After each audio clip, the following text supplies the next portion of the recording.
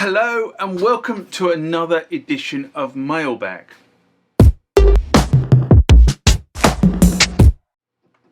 What is Mailbag? Well, Mailbag is a feature of the channel where you guys leave lots of comments on the channel and I attempt to answer those comments, or if I can't answer those comments, I throw it out to you guys who have more knowledge on some of this stuff than I do. So let's get into the first mailbag of this session. Remember, like, comment, subscribe to the channel.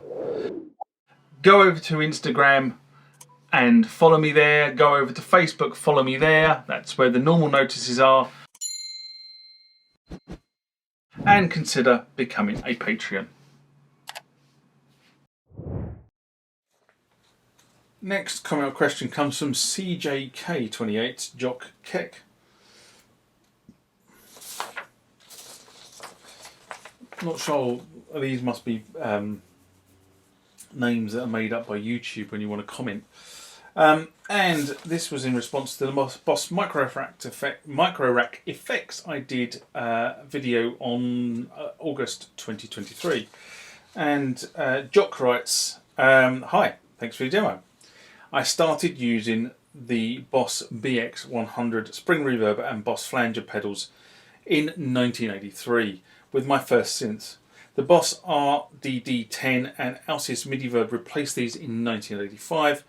Please make a demo of the RDD20 before returning them if you have the chance. Remember making some nice flanger phaser chorus FX with my RD10, although somewhat noisy.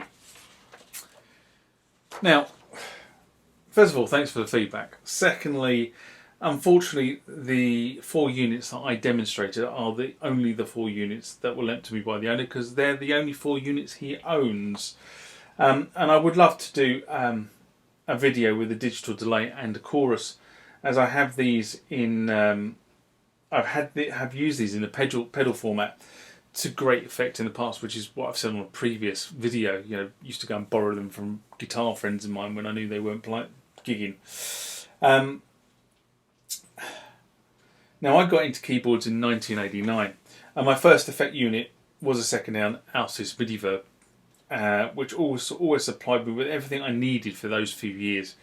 And as I said in the video, I always wanted the Boss units, but after playing with them following the loan, I've got to be honest and say, frankly, I was a little bit underwhelmed, and I've been told off by one of the tubers who's commented saying I've used them wrongly. I do need to go back and think about what he said, but you know, I plugged them in, I played with them, and what I got out of them is what I heard. So if I used them wrongly, there's probably more of a learning curve on them than there should be, is all I can say.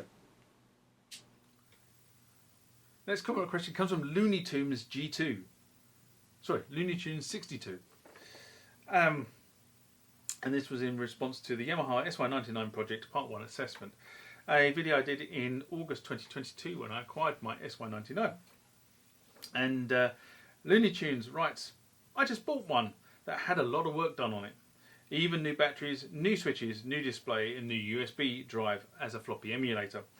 Every year prices go up. I paid €850, which seems a lot, but if you consider how much work was done on it, after cleaning the keys, the synth is now in mint condition. No scratches, no nothing anywhere, which is also awesome for a 32-year-old keyboard. I love this old beast and will never sell it.